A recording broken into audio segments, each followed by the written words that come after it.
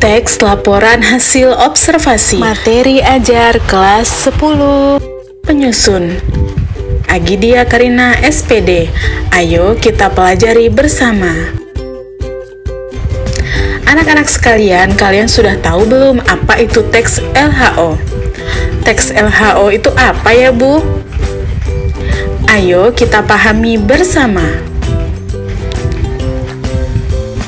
Teks LHO atau teks laporan hasil observasi adalah jenis teks yang berisi informasi secara umum tentang sesuatu berdasarkan fakta dari hasil pengamatan secara langsung. Dengan kata lain, pengamatan atau biasa disebut observasi itu dilakukan oleh siswa dengan turun langsung ke lapangan untuk mengetahui sebuah informasi yang ada. Informasi itu bisa meliputi objek tentang keadaan alam, keadaan lingkungan, hewan, tumbuhan, sosial, sebuah peristiwa, kesenian, dan kebudayaan. Teks laporan observasi juga memiliki beberapa ciri-ciri loh. Berisikan fakta, bersifat objektif, ditulis lengkap dan menyeluruh, bersifat kekinian, serta menambah pengetahuan dan wawasan pembacanya.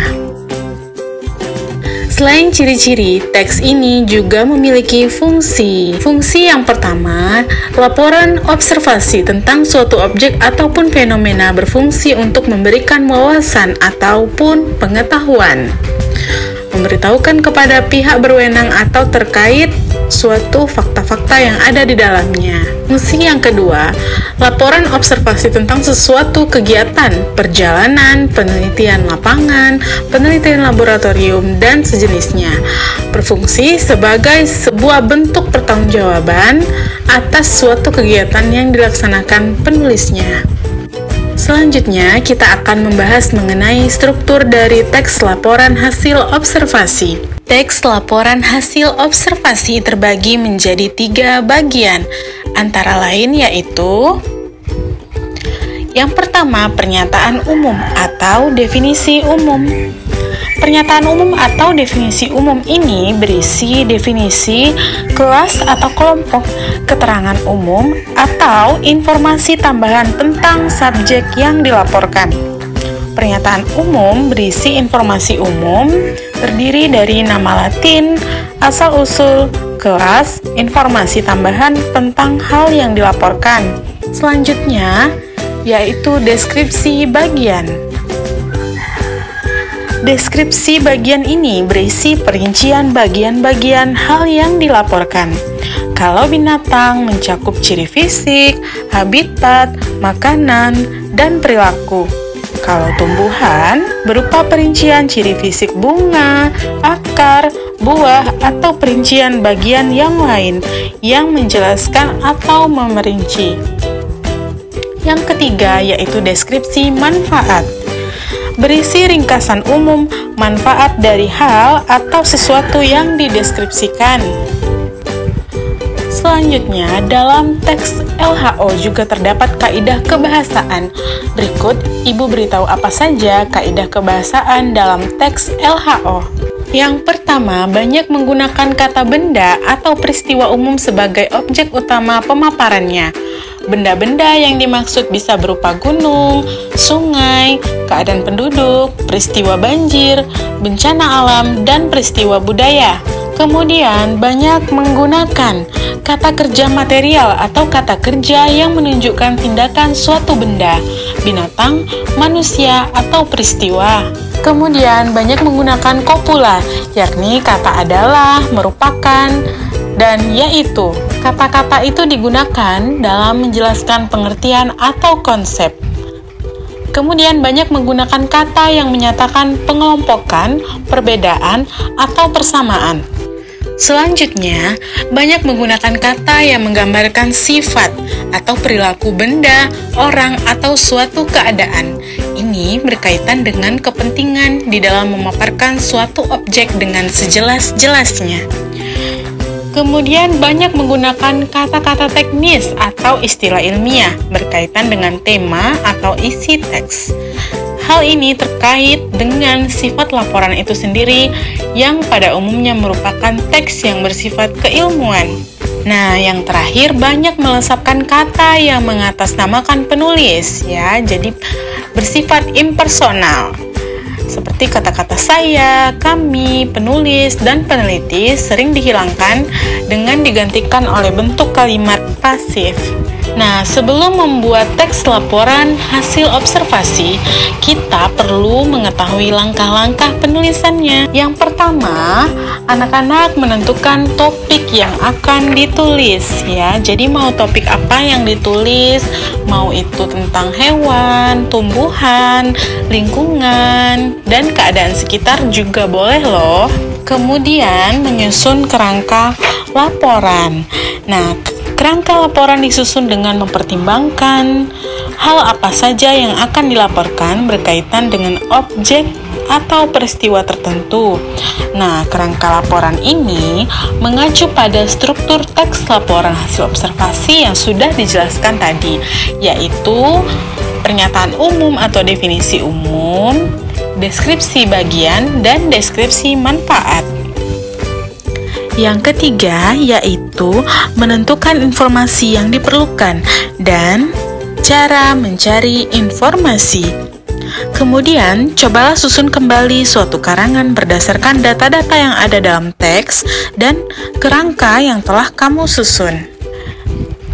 Langkah selanjutnya yaitu menata informasi dan hasil rangkuman menjadi teks hasil laporan observasi.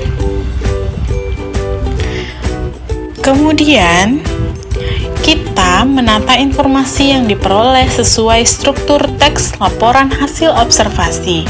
Dan yang terakhir yaitu memvariasikan kalimat dan pengembangan paragraf pada teks laporan hasil observasi.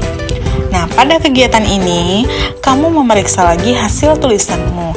Variasikan kalimat definisi, klasifikasi yang terdapat pada tulisanmu. Nah, bagaimana anak-anak ibu? Sampai di sini sudah dapat dipahami belum? Ibu berikan contoh dari teks laporan hasil observasi ya. Ayo, siapa di sini yang suka kucing? Angkat tangannya. Ya, pasti tidak sedikit dari kita yang memiliki atau memelihara kucing di rumah. Nah, pada kali ini, Ibu akan menjelaskan teks laporan hasil observasi yang berjudul kucing. Kucing merupakan binatang peliharaan yang paling populer. Kucing adalah hewan dari kelas mamalia. Berdasarkan makanannya, kucing termasuk binatang karnivora karena pemakan daging. Ciri karnivora terlihat dari struktur gigi kucing yang tajam dan bertaring.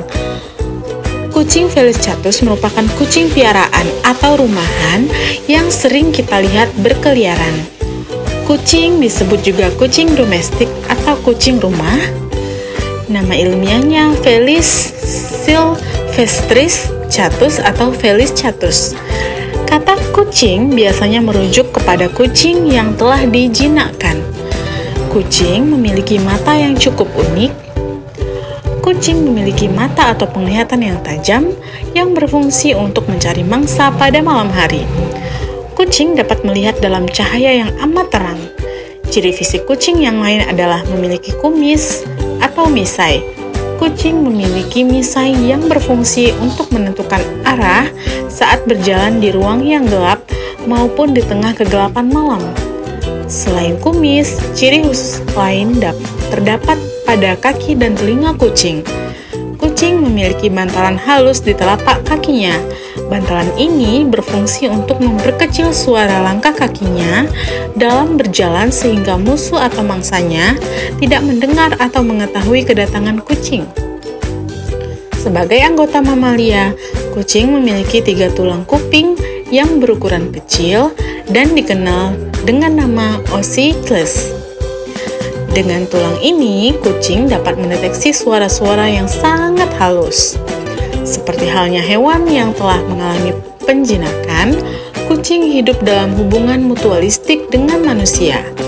Dikarenakan keuntungan yang diperoleh dari adanya kucing, manusia membiarkan kucing liar berkeliaran di pemukiman. Kucing banyak dimanfaatkan manusia sebagai hewan peliharaan dan untuk menangkap tikus-tikus. Jadi, nantinya anak-anak ibu bisa membuat teks laporan hasil observasi seperti ini ya. Bisa dalam bentuk minimal 3 paragraf. Yang paragraf pertama, pada bagian kucing merupakan binatang peliharaan yang paling populer, ini disebut dengan pernyataan umum. Ya, pernyataan umum atau definisi umum yang berisi definisi, kelas atau kelompok, keterangan umum, atau informasi tambahan tentang subjek yang dilaporkan. Nah, pernyataan umum berisi informasi umum atau nama latin, ya, asal-usul, kelas, informasi tambahan tentang hal yang dilaporkan. Ya, seperti teks yang sudah Ibu bacakan tadi, banyak dicantumkan nama latin dari kucing tersebut, seperti kucing Felis catus yang merupakan kucing piaraan atau kucing rumahan yang sering kita lihat berkeliaran. Kemudian paragraf kedua ini disebut dengan deskripsi bagian. Ya, deskripsi bagian ini berisi perincian bagian-bagian yang dilaporkan. Ya, tadi kita sudah membahas tentang kucing ya, tentang binatang. Berarti dia mencakup ciri fisiknya, habitatnya, makanannya, perilaku, dan lain-lain. Nah, paragraf ketiga atau paragraf terakhir ini pastinya berisi deskripsi manfaat. Nah, menjelaskan tentang manfaat dari sesuatu yang dideskripsikan atau diobservasi ya. Manfaatnya apa kucing itu? Ya, dijelaskan di situ. Dikarenakan keuntungan yang diperoleh dari adanya kucing, manusia membiarkan kucing liar berkeliaran di pemukiman. Nah, kucing ini juga banyak loh dimanfaatkan manusia sebagai hewan peliharaan dan untuk menangkap tikus-tikus. Bagaimana anak-anak ibu? Apakah sudah paham? Seru bukan membahas materi teks laporan hasil observasi? Kalau begitu, mari kita sama-sama berlatih dan mempraktikkan yang sudah kita pelajari dengan membuat teks laporan hasil observasi sendiri. Selamat berlatih! Semangat ya!